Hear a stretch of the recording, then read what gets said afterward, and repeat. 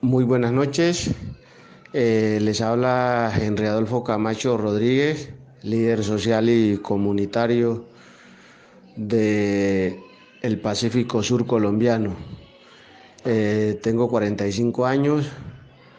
Me inicié en el año 2002 como líder social en mi territorio, consejo comunitario llamado Rescate Las Varas. Desde allí me inicié y pude continuar un proceso importante como líder de mi vereda, luego como vicepresidente de la Junta de Gobierno del territorio, luego como presidente de la mesa directiva del Consejo Comunitario, luego como presidente de Recompás, que es la red de consejos comunitarios del Pacífico Sur colombiano, que aglutina los 15 consejos comunitarios, es la organización de segunda base en el territorio. También pude ser el representante ante el Ministerio del Interior y de Justicia, representando a todas las comunidades afro del Pacífico Sur, del territorio. Adelantamos importantes proyectos nacionales en diferentes ámbitos, en el ámbito cultural, en el ámbito social, en el ámbito económico, en el ámbito productivo, en el ámbito de infraestructura, etcétera, etcétera. Hasta el año 2014, cuando sufro un atentado, pues me toca salir del territorio. Esa es mi trayectoria como líder social y comunitario en el territorio del Consejo Comunitario. Hoy, por supuesto, he dejado quieto ese proceso porque me encuentro en dinámica de desplazamiento forzado del territorio por acto de terrorismo. Iniciemos con el primer punto.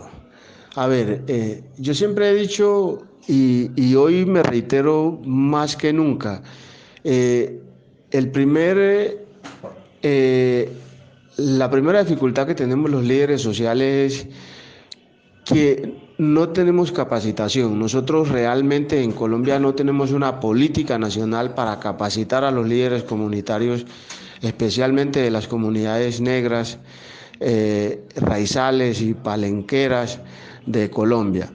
En lo que tiene que ver con las comunidades afro o afrodescendientes, como le queramos llamar, ya que dentro de la diáspora africana, perdón, nos consideramos que somos descendientes de africanos, pero colombianos, por eso nos denominamos afrocolombianos.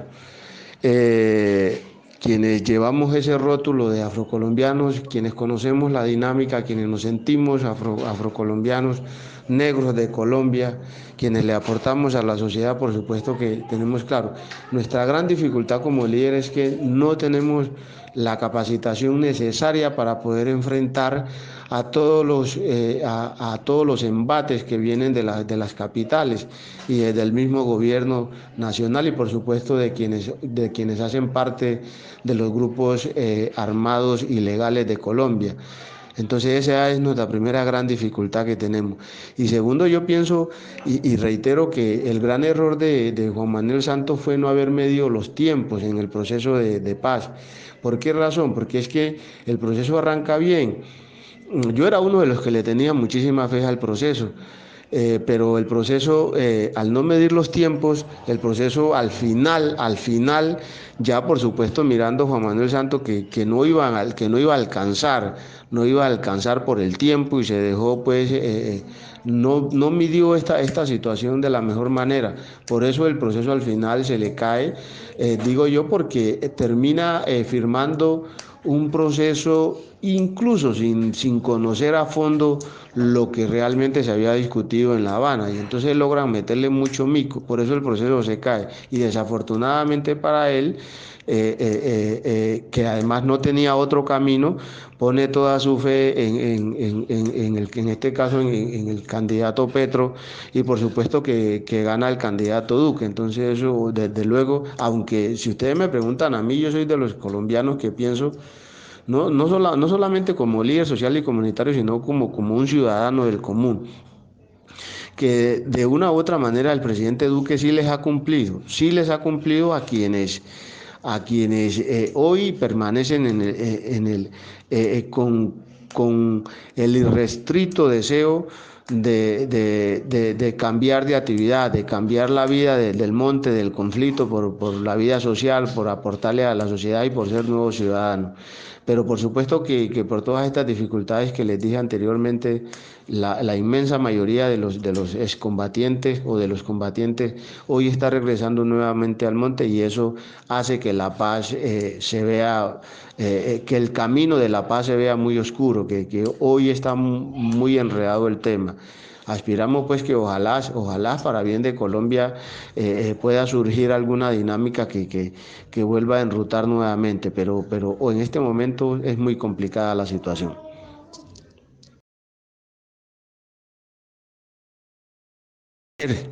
¿Qué habilidades me, qué habilidades me ha ayudado a enfrentar las dificultades que se me han presentado en el camino como líder social?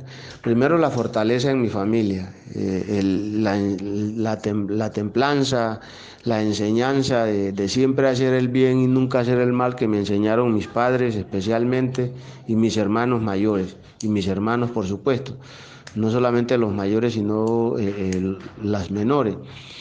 Yo debo reconocer que antes de salir del territorio yo tenía una vida muy cómoda, una vida muy cómoda, tenía mi hogar, mis hijos, estaba progresando en el tema económico, tenía muchos planes para mi futuro, para mi vida tanto inmediata como mi vida futura. Cuando salgo de allá salgo con una mano por delante y la otra por detrás, porque por supuesto pierdo todo lo material. Logré reponerme en el tema de la vida, pero precisamente llego a la ciudad y la situación es completamente diferente. Donde me toca trabajar, donde tengo que levantarme todos los días, a veces a las 3:30 de la mañana, 4 de la mañana, para irme a laborar y llegar a las 7, 8 de la noche a la casa. Y enfrentarme además en un mundo desconocido para mí, pero por supuesto que vuelvo y le reitero, el hecho de haber sido líder comunitario y de interactuar con tanta gente del orden nacional, de todos los niveles, tanto académico, de clase, de religión, sociales, eso me ha ayudado muchísimo, y por supuesto la fortaleza de mi familia, que no la puedo dejar atrás. Eso es. eh, y siempre mirando hacia adelante, ¿no? Lo que se aprendió en el camino, con lo que se nació, con el ejemplo de la familia. Eso es lo que me ha logrado, pues, lo que me ha permitido salir adelante, ¿sí? Y poder tener sí, esas habilidades. Desde luego que me sirvió muchísimo los años que estuve como líder comunitario, como dirigiendo varias organizaciones comunitarias y sociales en territorio del Pacífico Sur colombiano, especialmente los 15 consejos comunitarios de Tumaco, Nariño, y mi consejo comunitario, que sin lugar a dudas es uno de los consejos comunitarios más importantes, donde logramos adelantar inmensos proyectos muy ambiciosos, grandes. Lamentablemente se quedaron en el camino y no se pudieron realizar algunos de ellos, algunos sí, pero otros no. De hecho, lo más importante, como es el agua potable para los territorios, vías terciarias importantes, tener un buen fluido eléctrico en todas las comunidades y tener unos proyectos importantísimos, unos proyectos productivos importantes donde pudiéramos asegurar la alimentación del territorio y no todo lo compráramos para llevarlo al territorio, sino que también pudiéramos sacar los productos del territorio, y que esto nos permitiera tener una condición de vida mucho mejor. Entonces, digamos que todo, el haber vivido en carne propia todos estos procesos me ha ayudado enormemente a enfrentarme a mi nueva realidad, que es la realidad que tengo el día de hoy.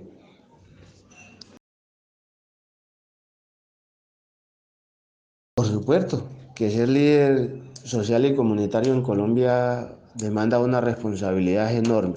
Primero, tenés que tener un grado de conocimiento que, que de una u otra manera esté por encima del nivel común, de todos tus coterráneos, tus amigos. Eso es lo primero. Lo segundo es que eh, eh, tenés que tener ciertas amistades en el mundo social, en el mundo público, en el mundo académico, en el mundo económico, que te puedan permitir salir de los territorios y poder conseguir cosas importantes para llevar a los territorios. De lo contrario, te vas a convertir en un líder social y comunitario mediocre, que simplemente te vas a quedar en los territorios allá, mirando a ver cómo llegan 100 pesos cada 2 años, o cada 3 años, o cada año y medio, o cada año. Y desde luego, si no tenés la convicción personal, la ética moral y los principios que que deben de regir a cualquier ser humano, que es jamás apoderarse de los bienes ajenos, de lo que no es tuyo, apoderarse jamás de ellos. Siempre luchar con tus esfuerzos propios para conseguir tus propias cosas. Entonces, si no tenés esa convicción, se vuelve muy complejo, porque si no estás capacitado, se vuelve complicado. Entonces, por supuesto que demanda eso. Y por supuesto, recuérdese que desafortunadamente, ¿qué nos diferencia entre otras muchas cosas con los resguardos indígenas en Colombia? Y es que los resguardos indígenas, por su lucha unificada, por su lucha constante, han logrado que el Estado de alguna manera le gire unos recursos cada mes, cada trimestre, cada bimestre, cada año a sus cuentas, y ellos desde su dinámica propia, desde su propia autonomía, pueden darle dirección a esos recursos comunitarios y pueden mirar, por supuesto, a esos recursos, perdón, y pueden mirar, por supuesto, cuáles son las necesidades más adyacentes, las necesidades más importantes en su territorio, y asimismo la pueden invertir. A diferencia nuestra, los territorios colectivos de los consejos comunitarios a nivel nacional, aún no hemos logrado esa dinámica, precisamente por el desconocimiento, por la falta de capacitación de quienes nos han dirigido, de quienes nos rigen, de quienes han tenido las banderas dirigiendo las juntas directivas de los consejos comunitarios, no solamente en el Pacífico Sur colombiano, sino a nivel nacional. Sucede esta situación. Entonces, eso es terrible, ¿por qué? Porque no te permite que puedas juntar ideas con personas que estén a tu mismo nivel, y eso, por supuesto, le hace muy fácil al gobierno de turno no cumplir. Entonces, esa es una deuda que tenemos los territorios con los territorios mismos, los líderes con los territorios mismos, de poder ponernos del mismo lado, jalar del mismo lado de la canoa, y por supuesto poder organizar. Yo, por supuesto, desde mi dinámica personal, desde mi experiencia como líder comunitario y social, inicié cosas importantísimas. Entre ellos, inicié un proceso que se llama el Encuentro de la Palabra. El Encuentro de la Palabra, donde hicimos una organización que se llamó ASOCRE, que era una asociación de campesinos e indígenas de la Ensenada de Tumaco. Por eso se llamaba SOCRE y terminaba en T, del cual también fui presidente, pero desafortunadamente no estuve ni siquiera un año dirigiendo esa organización, donde nos reuníamos cada 15 días, cada 8 días, en una comunidad, en un consejo comunitario diferente, donde alrededor de una olla comunitaria, con nuestros productos autóctonos, con nuestros productos propios de nuestras comunidades, hacíamos esas comidas que hacían nuestros ancestros, las comidas que heredamos de nuestros ancestros, como el pusandao, el del tapao de pescado, el sancocho de gallina, etcétera, etcétera. Y alrededor de eso nos reuníamos 200, 300, 400 personas de diferentes creencias religiosas. Y conversábamos durante 2 o 3 días, conversábamos todas las delegaciones de qué es la palabra, de qué buscábamos con rescatar la palabra. Por supuesto que aquí no le voy a poder indicar de qué se trata el tema, pero es algo muy importante. No es otra cosa más que rescatar la palabra de nuestra ancestralidad, ¿sí? De nuestros ancestros, de los que vivieron 200, 300, hace 200, 300 años en el territorio.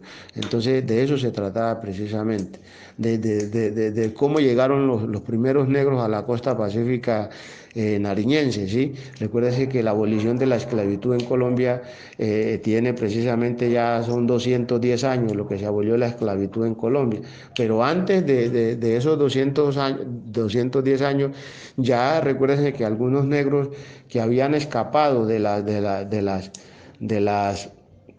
de la finca, que habían escapado de las parcelas, que habían escapado de las haciendas de los colonizadores, especialmente de los españoles y de los ingleses, se habían entrado pues hacia la profundidad de la selva.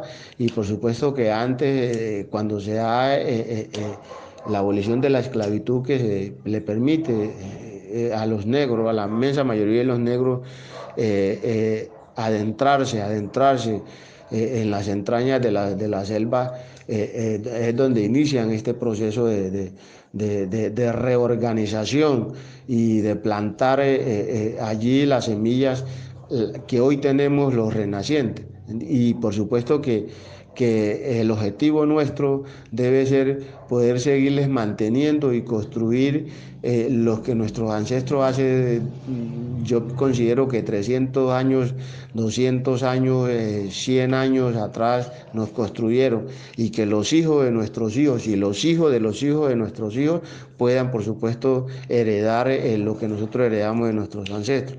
Y por supuesto que eso nos permita a nosotros entender qué es la diáspora africana, ¿sí?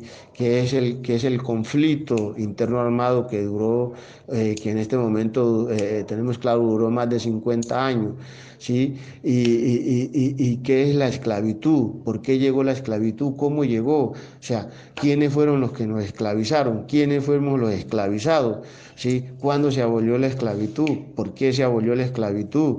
¿Quiénes la abolieron? ¿Sí? ¿En qué condiciones estamos? ¿Por qué las comunidades palenqueras, raizales y afrocolombianas, afrodescendientes, por qué y palenqueras, por supuesto, por qué siguen viviendo en los territorios que siguen viviendo, bajo las condiciones que siguen viviendo, ¿sí? Que es un común denominador? Si usted va al Chocó, va a Santa Marta, si va a San Andrés, si Santa Catalina, si va a Buenaventura, si va a Juan Chaco, si va a todo el río, a lo largo y ancho del río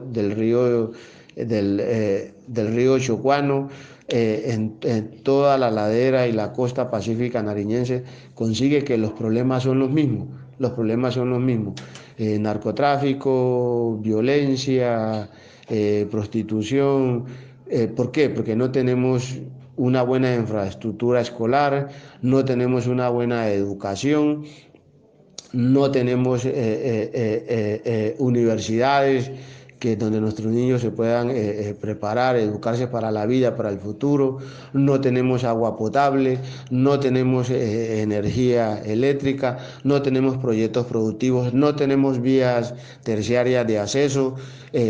etcétera, etcétera. Entonces, digamos que es un común denominador a lo largo y ancho donde están asentados los pueblos que fuimos colonizados, los pueblos que sufrimos la esclavitud en carne propia.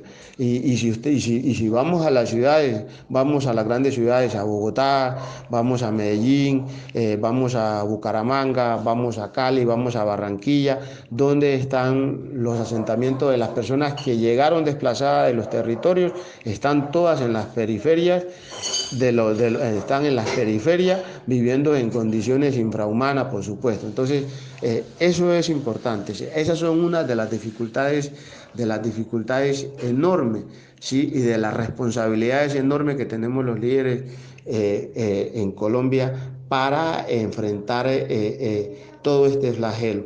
Pero vuelvo y le repito, eso lo logramos con una capacitación. Sí, eso es una responsabilidad enorme que tenemos los líderes. Por eso ese rótulo de líder social y comunitario no lo puede tener cualquiera, no lo puede llevar cualquiera. Si todos somos líderes, todo social y comunitario, pero quienes deben de asumir esas banderas son aquellas personas que tengan por lo menos unos principios éticos y morales y unos deseos de servir al pueblo. Recuérdense que el servicio al pueblo, el servir a los demás sin mirar a quién, el ponerse la camisa del otro y enfrentar todas estas dinámicas, es precisamente eso es lo que hace a un líder social y comunitario. Y un líder social o comunitario es eso, es servicio a los demás, servirle a los demás a toda hora, las 24/7, sin mirar a quién. Sí, sin mirar a quién. Eso es un líder social y comunitario.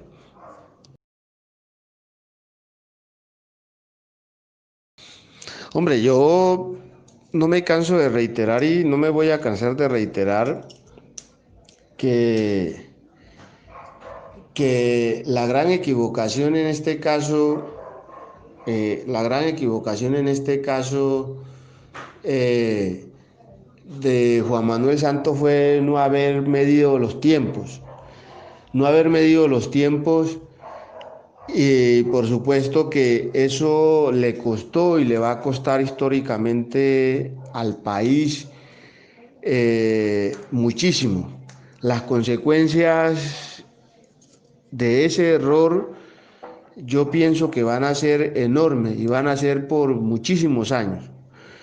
Al no medir los tiempos, ya al final de sus 8 años de gobierno y que por supuesto se los dedicó todos al proceso de paz, y a lo mejor si yo estuviera en los pantalones de él, en la camisa de él, en la cabeza de él, a lo mejor hubiera hecho lo mismo, por supuesto, ¿sí? Esa es mi opinión personal, muy humilde. ¿Por qué razón? Porque él no estaba seguro que quien lo fuera a reemplazar a él en la presidencia iba a continuar con ese proceso. Entonces ustedes se imaginan si él no logra firmar la paz y sigue la discusión y el gobierno que llega no está de acuerdo con el proceso de paz como efectivamente sucedió, rompe absolutamente todo. ¿Y eso qué significa?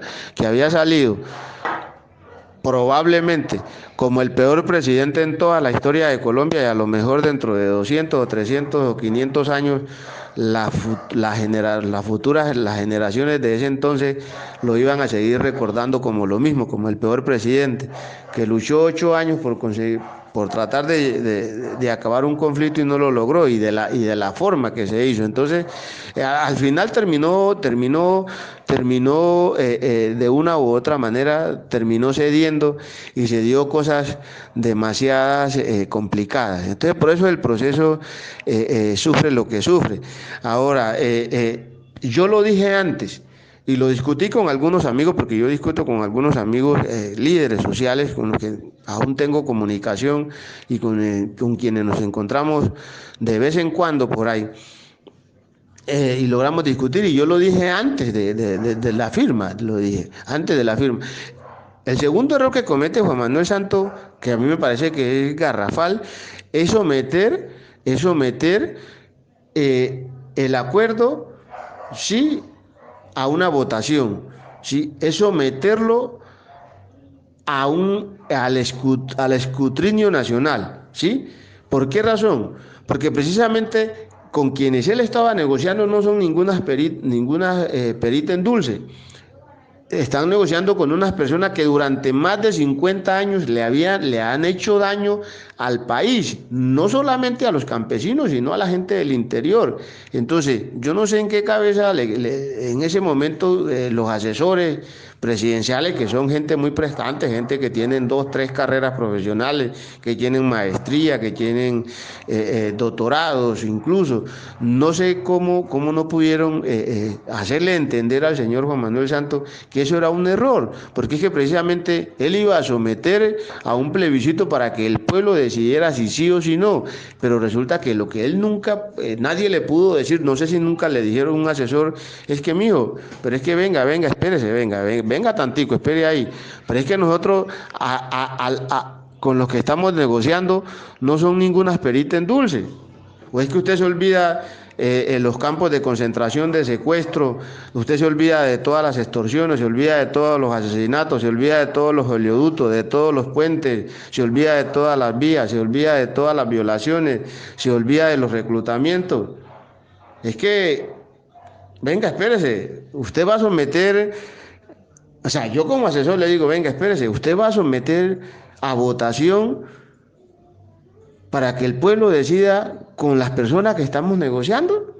Es que no estamos negociando con Nelson Mandela, ¿sí o no? Es que no estamos negociando con Barack Obama, estamos negociando con la guerrilla más antigua y más poderosa y más sangrienta del continente americano, y que durante 50 años o 60 años, independientemente de su lucha de ellos, pues ha hecho mucho daño. Y hay mucha gente que está resentida, de la gente que vota, de la gente de carne y hueso, de la que va a salir a votar el 12. Entonces, ojo, no someta a eso, porque si usted pierde eso, chao bambino, se le acabaron los 8 años y no hizo nada. Entonces, yo pienso que esa fue la decisión que él tomó. Para mí equivocada, por supuesto equivocada desde todo punto de vista, porque si yo hubiera estado ahí como asesor del señor, de una le digo, no señor, no someta a eso, llévelo a la corte para que la corte le dé el visto bueno, le dé la palmadita y a firmar el acuerdo y listo. Ahora, por supuesto, llega un gobierno diferente. No se olvide que el gobierno que llega es precisamente quien le hace la contraparte a ellos.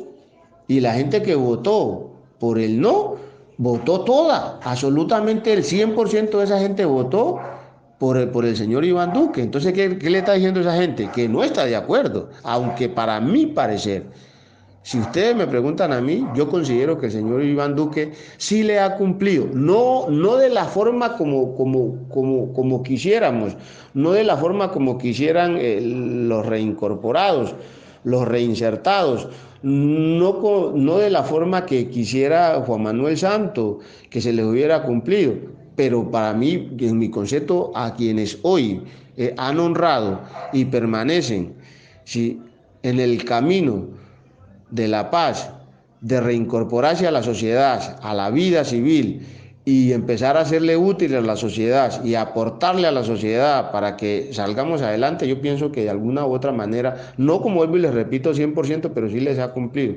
Ahora, error gravísimo, terrible error. Es que no hay peores enemigos para la paz en Colombia que aquellos que decidieron volver al monte y volver a empuñar las armas. No hay, o sea, solito. Los peores enemigos en el proceso de paz hoy, en este momento, ni siquiera es el señor Iván Duque y su gobierno, ni siquiera es el señor Álvaro Uribe Vélez, son ellos mismos. Porque con eso, ¿qué está pasando? Le están dando la razón a ellos, le están dando la razón a quien dicen, esos no cumplen, esos son unos bandidos, son unos narcotraficantes, mírenlo, ya están otra vez en el monte. Y desafortunadamente la mayoría de ellos hoy está en el monte. Entonces, y lo que pasó en algunas comunidades, lo que pasó en algunos pueblos como los nuestros, como Tumaco, por ejemplo, la verdad es que la columna móvil Daniel Aldana del Frente 29 y el Frente 30, quien tenía incidencia en Tumaco y la zona rural, la verdad es que nunca se desmovilizó. y a los tumaqueños no se les puede esconder eso, a los nariñenses no se les puede esconder eso, porque como ellos están allá, pues yo soy de allá, pero no estoy allá, pero a ellos no se les puede esconder porque realmente nunca se desmovilizaron. Entonces, yo pienso que eso es, hombre, y, y, y, y, y frente y frente a que está en riesgo, sí. Yo sí pienso que la paz firmada por Santo y de Santo con la guerrilla de la FARC, yo sí pienso que en este momento está en riesgo, está en riesgo. Ahora, vuelvo y le repito, estoy seguro que quienes se mantengan en la línea, quienes se mantengan en la línea de reincorporación, yo estoy casi seguro que estos 2 años que le faltan al actual gobierno, creo que los va a apoyar. Creo que, de pronto no 100%, pero sí creo que los va a apoyar y ya depende de ellos. Pero por supuesto la inmensa mayoría hoy la tenemos. Entonces yo sí pienso que el proceso como tal está en un momento muy crítico, demasiado crítico. Y me preocupa aún más porque las dos partes, en vez de sentarse, en vez de buscar un diálogo interno, en vez de alimar las asperezas, en vez de hacer un llamado, en vez de, bueno, de deponer las armas, si analizamos las redes sociales, los noticieros, todos los días, en todos los canales, no se habla sino del rifirrafe de la izquierda y la derecha.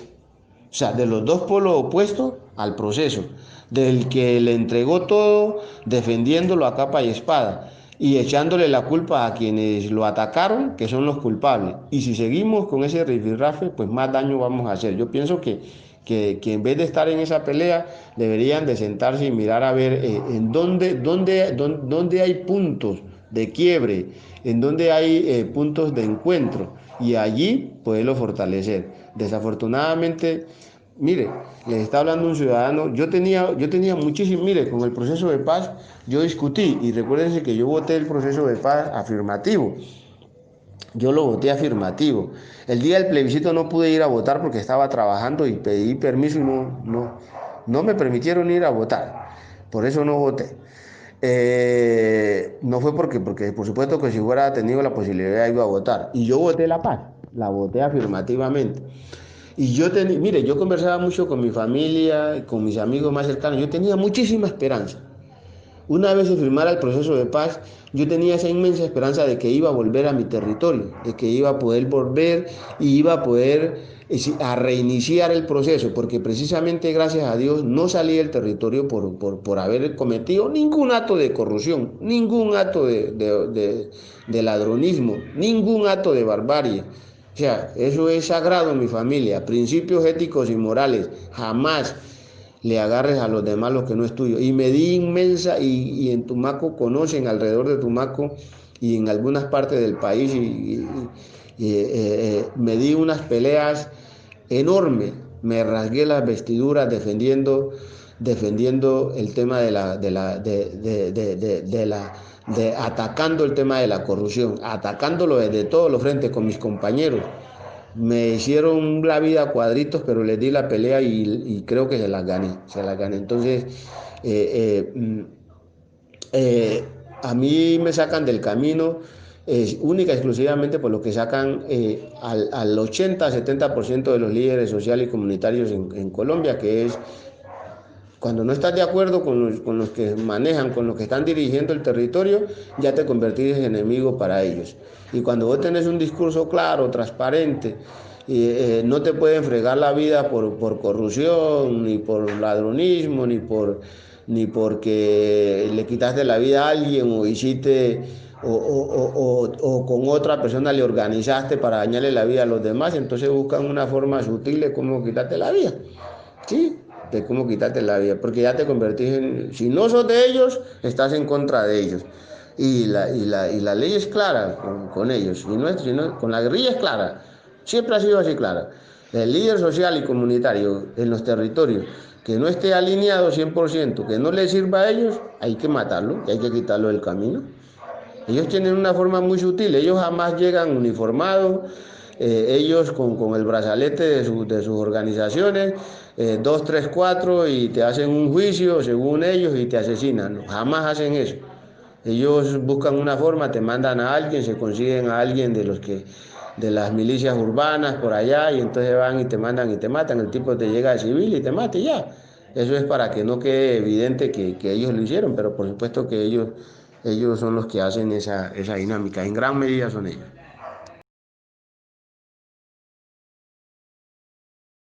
Hombre, yo no me canso de reiterar y no me voy a cansar de reiterar que, que la gran equivocación en este caso, la gran equivocación en este caso eh, de Juan Manuel Santos fue no haber medido los tiempos, no haber medido los tiempos.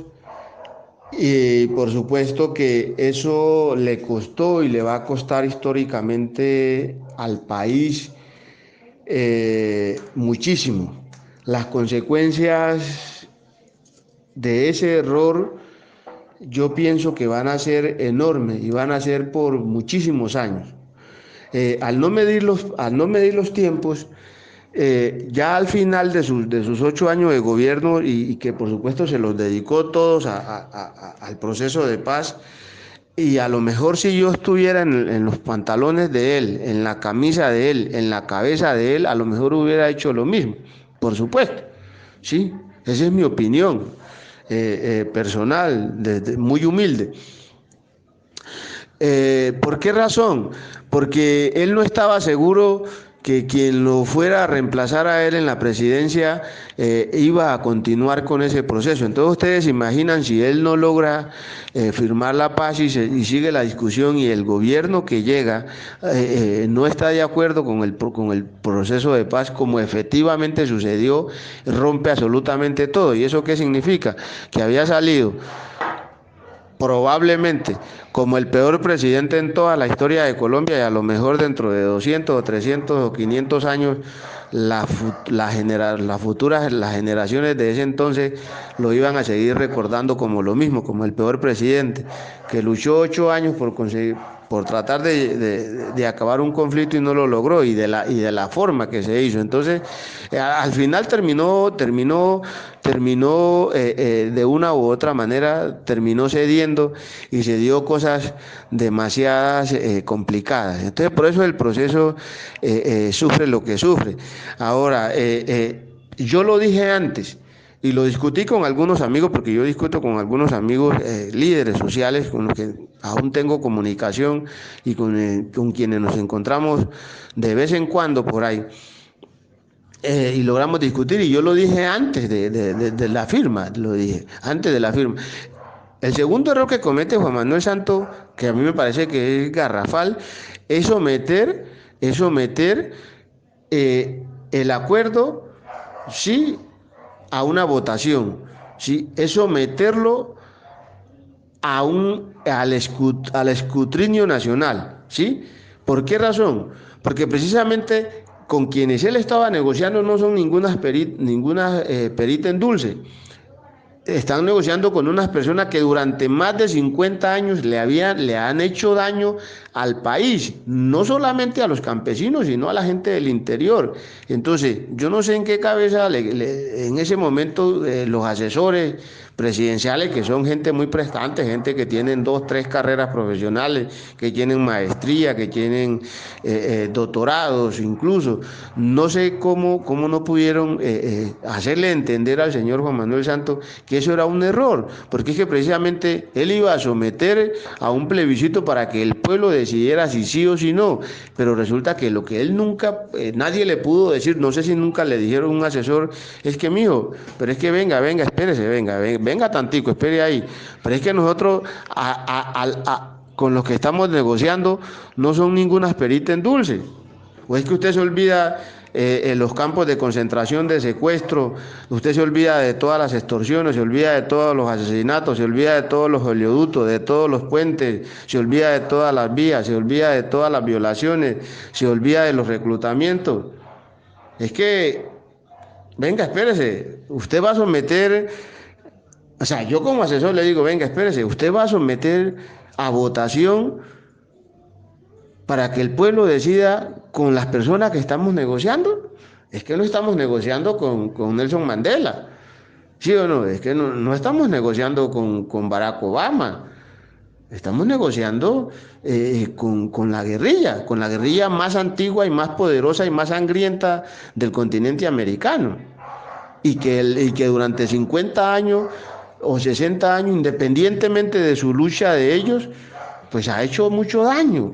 Y hay mucha gente que está resentida, de la gente que vota, de la gente de carne y hueso, de la que va a salir a votar el 2. Entonces, ojo, no someta a eso, porque si usted pierde eso, chao bambino, se le acabaron los 8 años y no hizo nada. Entonces, yo pienso que esa fue la decisión que él tomó. Para mí equivocada, por supuesto equivocada desde todo punto de vista, porque si yo hubiera estado ahí como asesor del señor, de una le digo, no señor, no someta a eso, llévelo a la corte para que la corte le dé el visto bueno, le dé la palmadita y a firmar el acuerdo y listo. Ahora, por supuesto, llega un gobierno diferente. No se olvide que el gobierno que llega es precisamente quien le hace la contraparte a ellos. Y la gente que votó por el no, votó toda, absolutamente el 100% de esa gente votó por el señor Iván Duque. Entonces, ¿qué le está diciendo esa gente? Que no está de acuerdo, aunque para mi parecer, si ustedes me preguntan a mí, yo considero que el señor Iván Duque sí le ha cumplido, no de la forma como quisiéramos, no de la forma como quisieran los reincorporados, los reinsertados, no de la forma que quisiera Juan Manuel Santos, que se les hubiera cumplido, pero para mí, en mi concepto, a quienes hoy han honrado y permanecen, ¿sí?, en el camino de la paz, de reincorporarse a la sociedad, a la vida civil y empezar a serle útil a la sociedad y aportarle a la sociedad para que salgamos adelante, yo pienso que de alguna u otra manera, no como vuelvo y les repito 100%, pero sí les ha cumplido. Ahora, error gravísimo, terrible error.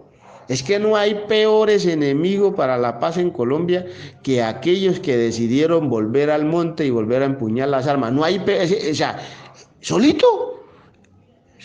Los peores enemigos en el proceso de paz hoy, en este momento, ni siquiera es el señor Iván Duque y su gobierno, ni siquiera es el señor Álvaro Uribe Vélez, son ellos mismos. Porque con eso, ¿qué está pasando? Le están dando la razón a ellos, le están dando la razón a quien dicen, esos no cumplen, esos son unos bandidos, son unos narcotraficantes. Mírenlo, ya están otra vez en el monte. Y desafortunadamente la mayoría de ellos hoy está en el monte. Entonces, y lo que pasó en algunas comunidades, lo que pasó en algunos pueblos como los nuestros, como Tumaco, por ejemplo, la verdad es que la columna móvil Daniel Aldana del Frente 29 y el Frente 30, quien tenía incidencia en Tumaco y la zona rural, la verdad es que nunca se desmovilizó.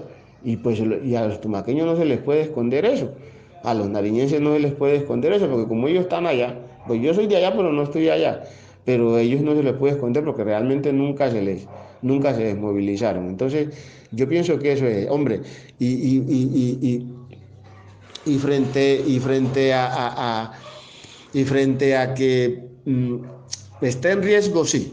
Yo sí pienso que la paz firmada por Santo de Santo con la guerrilla de la FARC, yo sí pienso que en este momento está en riesgo. Ahora, vuelvo y le repito, estoy seguro que quienes se mantengan en la línea, quienes se mantengan en la línea de reincorporación, yo estoy casi seguro que estos 2 años que le faltan al actual gobierno, creo que los va a apoyar. Creo que, de pronto no 100%, pero sí creo que los va a apoyar y ya depende de ellos.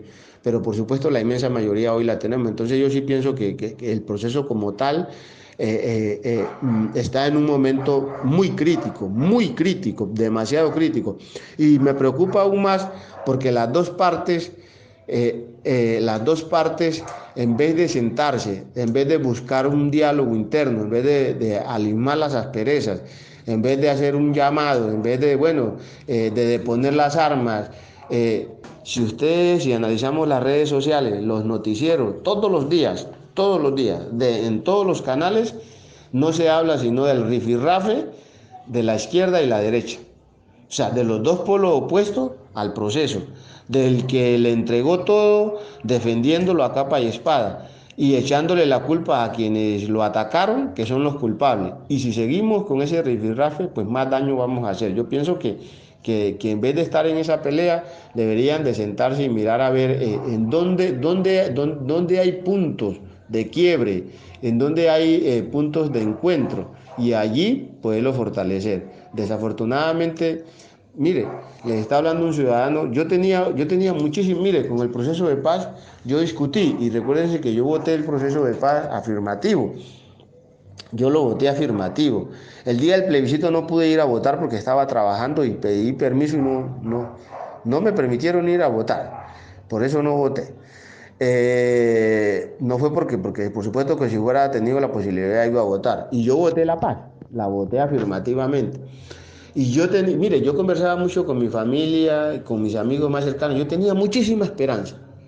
Una vez se firmara el proceso de paz, yo tenía esa inmensa esperanza de que iba a volver a mi territorio, de que iba a poder volver y iba a poder a reiniciar el proceso, porque precisamente gracias a Dios no salí del territorio por haber cometido ningún acto de corrupción, ningún acto de ladronismo, ningún acto de barbarie. O sea, eso es sagrado en mi familia, principios éticos y morales, jamás le agarres a los demás lo que no es tuyo. Y me di inmensa, y en Tumaco conocen, alrededor de Tumaco y en algunas partes del país, me di unas peleas enormes, me rasgué las vestiduras defendiendo el tema de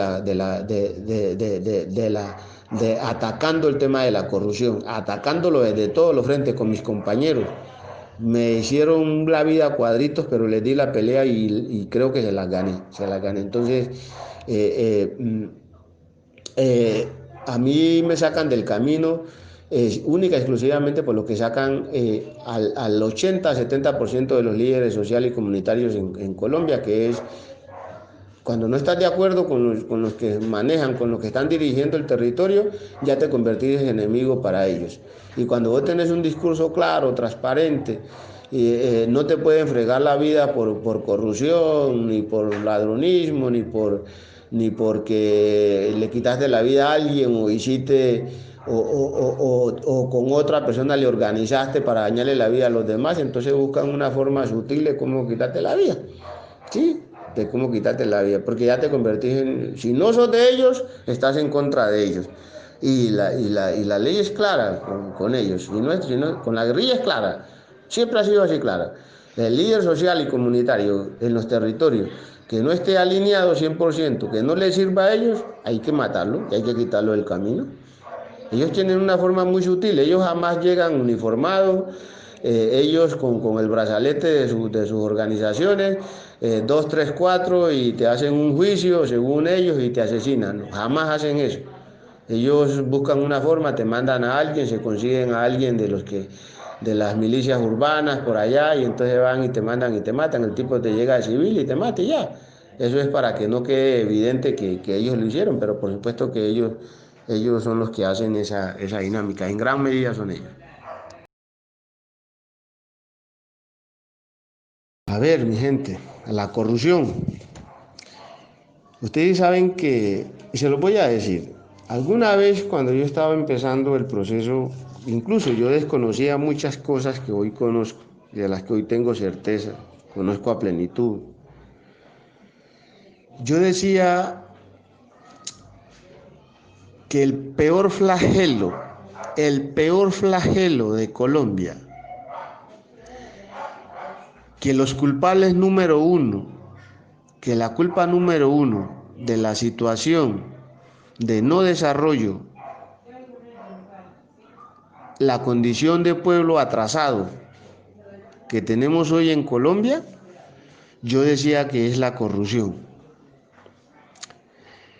Y yo lo digo porque precisamente yo soy de una de las regiones donde la corrupción es más alta que en cualquier otro territorio de Colombia.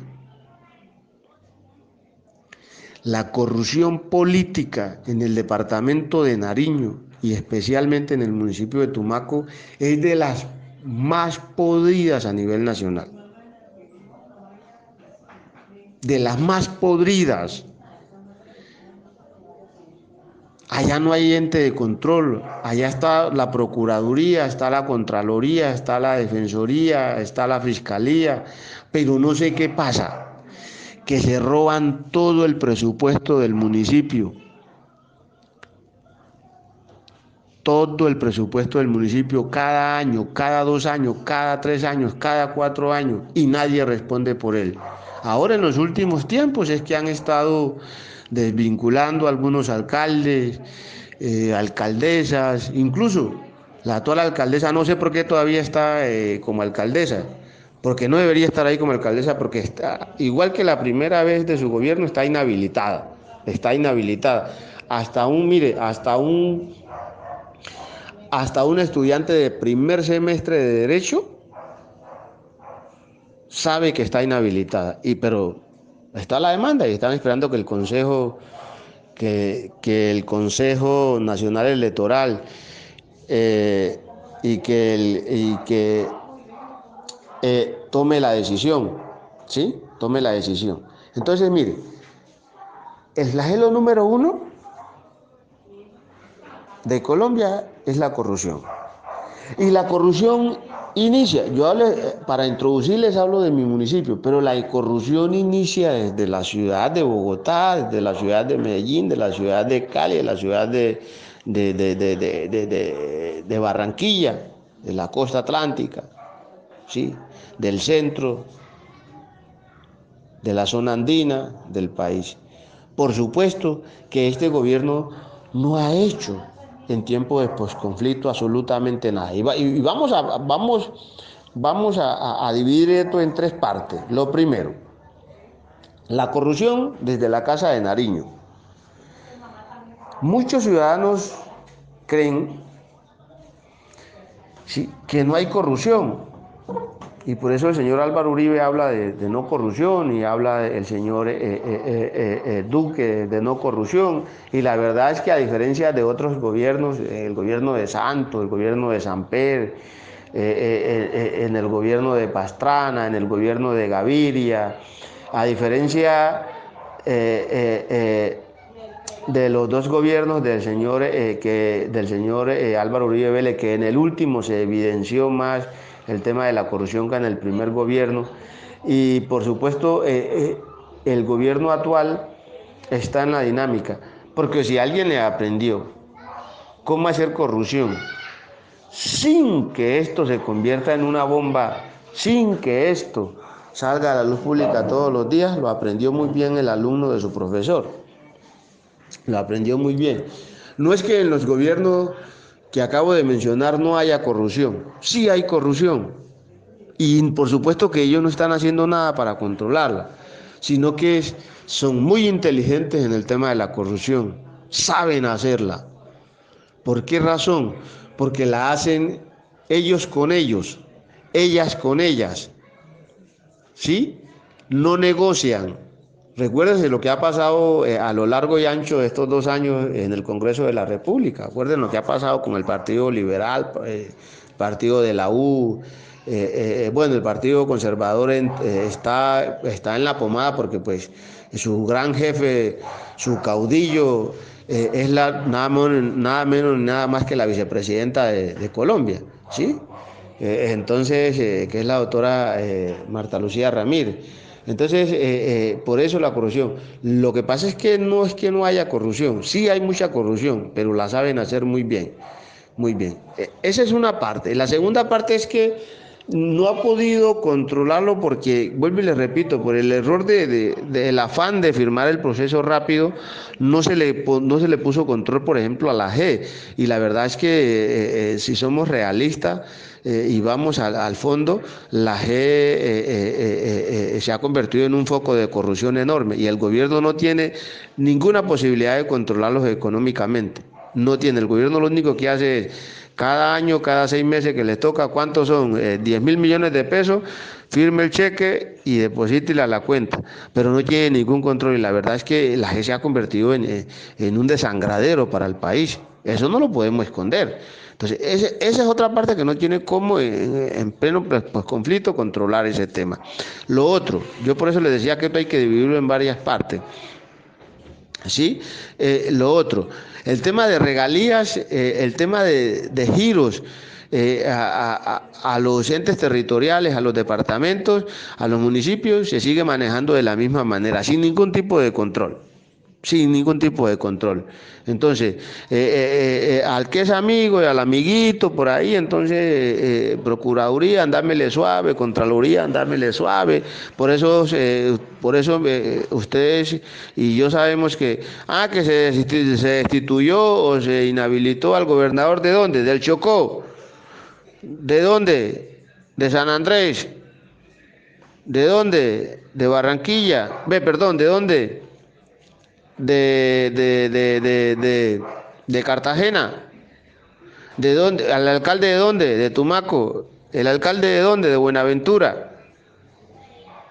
Pero el alcalde de Cali, de Barranquilla, de Bogotá, jamás los tocan.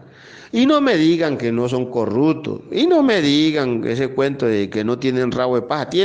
Miren, yo que en este momento estoy viviendo en Cali, el alcalde de Cali fue elegido por segunda vez alcalde de Cali. ¿Sabe cuántos procesos tiene en la Procuraduría y Contraloría? Tiene 23 procesos. Antes que le hicieron en su primer gobierno. ¿Y sabe cuántos procesos ya tiene a hoy? A hoy tiene 9 procesos más. Y nadie los baja. ¿Cómo hacen? Esos manes son unos magos. Pero alcalde de capitales importantes, de grandes superficies, de grandes ciudades, no los bajan jamás, no los bajan jamás. Entonces la corrupción sigue rampante y descarada, y por supuesto que el gobierno no está haciendo absolutamente nada para controlar la corrupción, ¿sí? Y yo por eso les decía que esto había que dividirlo, ¿sí? Dividirlo en varias partes. Unidad Nacional de Protección, UNP. Corrupción rampante y sonante, nadie controla. El SENA es uno de los focos de corrupción más grandes que tiene Colombia. Entonces, y ahí me podría yo aquí irles mencionando uno por uno. El gobierno en época de posconflicto no ha hecho, no está haciendo y probablemente, desafortunadamente, no va a hacer nada por controlar el tema de la corrupción, que para mí, hoy, lo dije hace 10 años, el mayor problema que tenemos los colombianos es la corrupción, es la corrupción, es la corrupción, es la corrupción. Si a un municipio envían 8.000, 10.000, 15.000 millones de pesos para construir un puente, 4 años después, 8 años después, 12 años después, no se construyó ese puente y nadie va a la cárcel. Y cuando empiezan, especialmente los periodistas, a chuzar mucho, entonces por allá se consiguen un chivo expiatorio al más bobito, al más tontico, y juegan al tontico y a la bobita y lo meten por allá un año a la cárcel o lo inhabilitan, lo inhabilitaron por 3 o 4 o 10 años que no puede ejercer cargo público. Entonces, por supuesto que no está haciendo absolutamente nada para controlar la corrupción en Colombia, absolutamente nada, y mucho menos ahorita en tiempo de posconflicto. Espero les sirva esto, muchachos, nuevamente agradeciéndoles, y no se preocupen.